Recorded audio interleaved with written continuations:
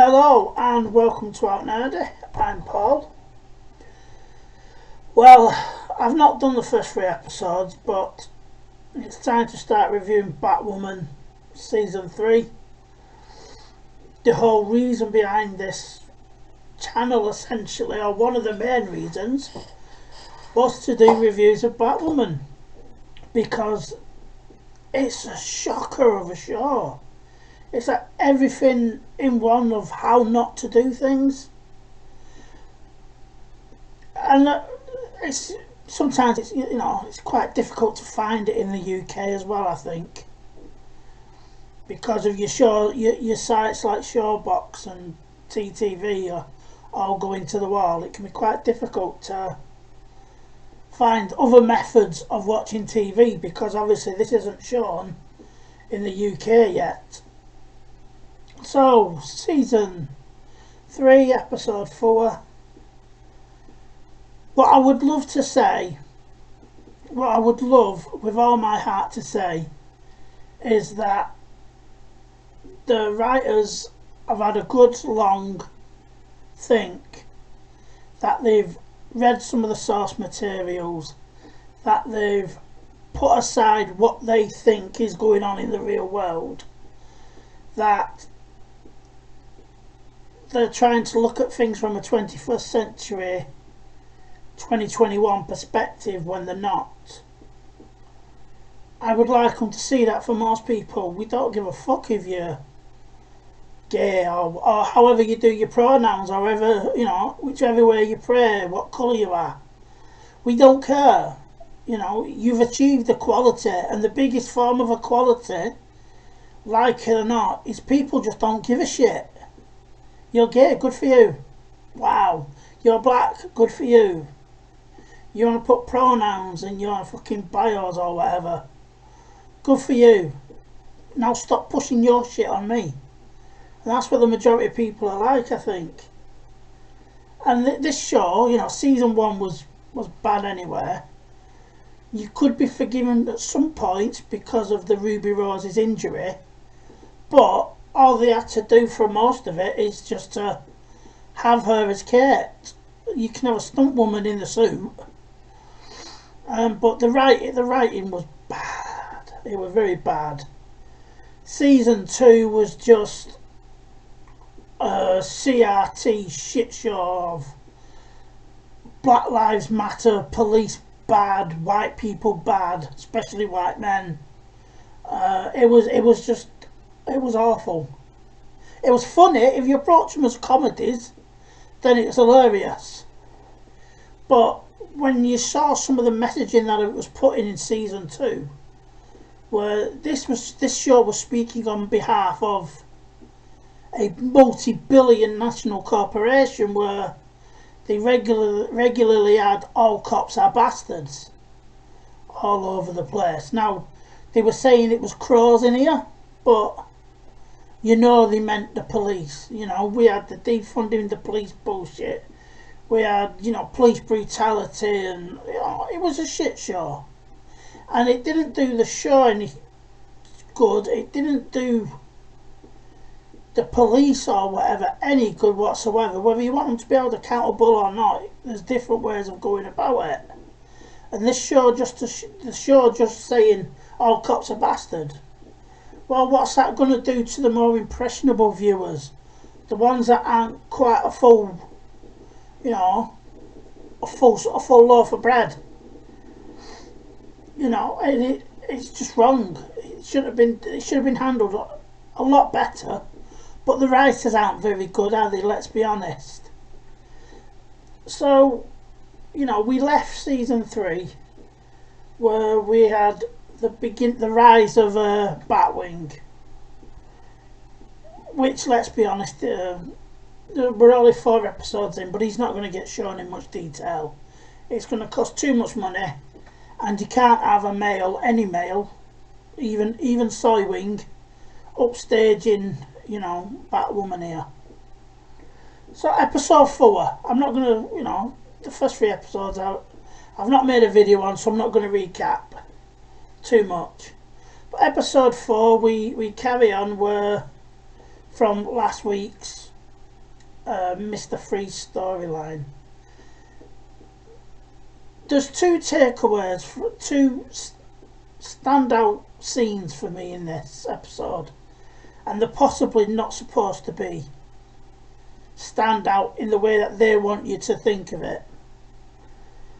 So the overall of the plot is some nasty men, white men obviously, from the Black Glove Society. I don't know whether that's supposed to be a coat of owls standing or not, but either way, these people are. This chap's doing experiments on what seems to be black people, that they show us, and with the freeze technology. And obviously some people die because you can't, at that point you can't reverse it. You know, once you're frozen, you either try and defrost and end up, you know, bits on the floor, or you fall over and your bits on the floor. So Sophie's sister, the fucking belting social justice warrior, who was all defund the police, defund this, and always ends up needing help, by the way. She's investigating these Black Glove Society. Long and short of it is she gets kidnapped. She gets turned into a block of ice, and while they are investigating what's gone on, Sophie and Alice go to the sister's apartment, and my God, it's a, you know, I like, you know, planes, comic book stuff, etc, etc. So I've got them all around my house, you know, different, you know, World War II planes on one side of the room, different DC on another. But on in this wall, it was wall-to-wall social justice. It was workers' rights, but it was a right communist poster, like it was straight from, you know, the Bolshevik Revolution. Obviously, it was Black Lives Matter everywhere, and so voters' rights. You've got it there. You've got the right to vote. And it was just, the room was just laughable propaganda. Laughable propaganda, and that stood out for me. Obviously, Alice keeps floating in and out of reality. We've got... It's just bad. Alice has no real purpose to be in this show anymore. She has no purpose to be in it, but, you know, I don't know, she must have so long on a contract to run down. So she's in and out of reality, talking to people who aren't there. Gets her arse handed to her because she's not in the present. We find Sophie's sister, and they attempt to defrost her using different methods. Blah blah blah. It's fucking shit, right? I want to be positive and give things a fair review, but I can't. I really can't. We had in the opening, we had fuck knows what she's called. She's gone out of my head. Kate's stepsister. She awakens on a bench covered in vines, and I shit you not, the way these vines come off her, they've done it in a very sexual way because it's supposed to be poison ivy, I suppose. But it's, you know, one of the vines comes up and it strokes her face dead seductively, and then they concentrate a lot of time around the groin area where this vine is pretty much stroking her bits. And it's like, if poison ivy was a bloke doing something like that, controlling plants in that way, you'd be hammering the bastard. So it was very strange. Like I said, it was done, to me, looked very seductively, whether it was supposed to be or not. But you don't linger on someone's crotch that long without it meaning to be something. So, right, so there we go. Back to fucking trying to defrost Sophie's sister. In between that, we've got Luke talking to his dad via the Batwing suit, of his dad's consciousness or something. It don't really make sense. It's like it's like they're trying to rip off Jarvis, but because it's the CW, they can't. So we've got that going on in the background, blah blah blah, and the other, they figure out how to defrost Sophie's sister using plants. Yay! Which seems to have been a bit of an idea brought on by her experience with Poison Ivy. And the overwhelming fucking plot of the show is Ryan's mother is wants to be able to put people's lives on hold.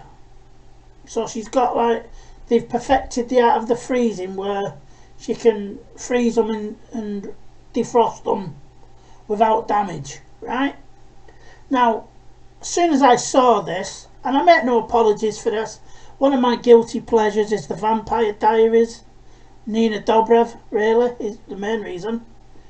But in the Vampire Diaries, and its spin-off the originals, one of the main plots of the show is that Klaus can pierce his family with this special wooden stake, and it freezes them and unfreezes them. So the plot of this Batwoman, or one of the plots to Batwoman season 3, has been taken straight from another CW show. In the past, Batwoman's blatantly ripped off Supergirl, and now it's ripping off Vampire Diaries. And it's like, are you really that short of ideas? She wants to be able to put people's lives on hold for as long as she feels is necessary, and it's just like, that's just lazy. You've nicked it from another show, possibly that Caroline Dridge was involved in. Who knows? So that was. This is like possibly the worst review I could give it, because I'm not even really reviewing it. I'm just picking at different points of the show, and it was just shit. I mean, apart from the fucking social justice wall and the bits where it was a white man always picking on the blacks, it has dialed down the silliness a little bit, I think. But to just blatantly rip off other shows, it just shows, and no doubt they probably all worked on these shows as well, and that's why it's lingering there in the back of their heads. But it just seemed to me to just be a poor effort. Like I said, the overwhelming plot of this episode was ripped off from the Vampire Diaries. And there's nothing else really you can say about it. Luke figured out why the suit keeps malfunctioning. Something to do with his PTSD when he was shot in season 2. They're shitting all over Batman, whether they mean to or not, because he was siphoning off their own money, to be the Batman. And it's just, they've not learned at all any of it. It's still the same garbage. We had Super Sophie today come in, kick the shit out of 3 blokes, and then get taken down by a single punch. No consistency. She can take on 3 blokes, she can take on 1 bloke. From what I have seen of these episodes, I would suggest the fight scenes are a little bit better. Not much. Far better than Ruby Rose. Or Ruby Rose's stunt woman. But that's the only little bit of saving grace I could give this show, is they've improved a little bit on the stunt choreography, the fighting. But for me, the show is still bad. I just, like I said, when I started this channel, I didn't start it apart from this show, perhaps, to shit on things. I want things to be great. I want Batwoman to be like Superman and Lois. I want it to have good storylines, good characters. You know, in the case of Superman, it's generally really, really good CGI for a TV show. The CGI on air is fucking abysmal. You know, and I'm not saying it's only every now and then that it's bad. Most of the time, it's abysmal. You know, if you're really going to keep pushing your show, then at least give it the budget that it deserves, so it looks good. You know. Now this show is only been made for brownie points and the Twitter mob. You know, it's not been made for genuine comic book fans. Because I have to imagine that even gay people would be annoyed at this. Because whenever they have a gay bloke on here, he's super fucking woo. You know, he's super Graham Norton. They don't have a normal gay character. I don't have a gay character who acts and behaves like a normal person. They've always got to be super straight out and loud. You know, we've got Ryan here. She was on a quote from the show. So you're going on a very public date with your brother. And I was like, yeah, I know it wasn't a date, but why would you say something like that? That's a weird bit of dialogue to put into the show. You know, it's not improved in any way other than a bit of the fight choreography. You know, the ratings are still bad. It's not been released yet, the ratings for last night's show, but it can't continue. Why would you? You know, throw away whatever your budget is on this show. You could put that into other shows. You could, either increase this budget to give it a fighting chance, along with better writers, or can the show completely and put everyone out of the misery. Like I said, this hasn't improved any. The writing's still bad. I'll tell you one thing that's really pissed me off. And it's my fault because I've got the Arkham games in my head. She fucking walks everywhere. Now when I think of Batman, he's creeping along, the roof. He's creeping along the beams. He's using his, his wire gun to scale buildings and stuff. He glides everywhere to get from one place to the next. And I know that's just me because I played Arkham Knight and watched other Batman stuff, but it pisses me off that she seems to walk. And it's like, Batman doesn't walk, And I'm not a fan of this fucking Ultimate Iron Man batsuit where it's bulletproof. Because that's lazy writing, it's lazy choreography. Because you don't have to do any. And they seem to have done that for the new Batman film where he's bulletproof now. And the whole part of Batman is he's sneaky. He don't go in and take on 30 blokes with automatic weapons because he'd fucking die. But here, the Iron Man, they can just walk around with impunity, and none of them ever aim for the bit where the fucking mouth is. But that's just a little silly fucking thing of me. Right, that's enough because I'm ranting out enough already. I hope you enjoyed the video. I hope they are getting better. I've been doing this for about 6 weeks now, so it's just learning a little bit more each time and trying to be more natural in front of the camera. When I'm ranting and tanting, it feels quite fucking easy. Anyway, hope you enjoyed the video. Please like, share and subscribe. Leave a comment if you think whether I'm talking bullshit or the truth. And I'll see you all again. Ta-da.